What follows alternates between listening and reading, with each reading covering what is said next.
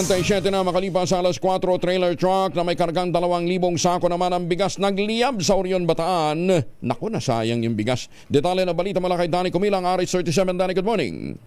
Nagliyab ang trailer truck ng may kargang 2,000 sako ng bigas na bawat sako ay may 25 kilo na naglalaman na naganap ito sa Roman Highway, Barangay Santo Domingo, Orion, Bataan, alas 9 kagabi. Ayon sa driver ng trailer truck, nagliyab ang truck nang siya ay huminto sa naturang highway na nanggaling umano ang apoy sa bearing ng gulong ng truck. Ang bigas ay dadalhin sana niya sa Bukawi, Bulacan na may tatak ang sako ng bigas na Coco Pandan Premium Rice na ikinarga nila ito mula sa dockyard ng Port Orion, Bataan. Ayon sa may-ari ng truck na si Rowena Pagya na residente ng Limay, Bataan, malaking lugi ito sa kanila dahil ang isang sako ng bigas ay naglalaman ito sa 1,260 pesos.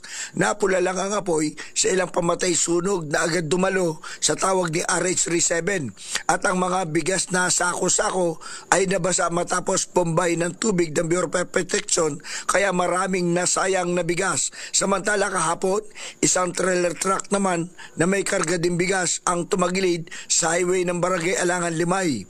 Ganon din ang nakaraan sa highway ng Abukay kung saan nagkalat ang mga bigas sa karsada matapos din itong tumagilid. Danny Cumilang, RH37 DCRH, una sa Pilipinas, una sa Pilipino. Maraming salamat, Danny.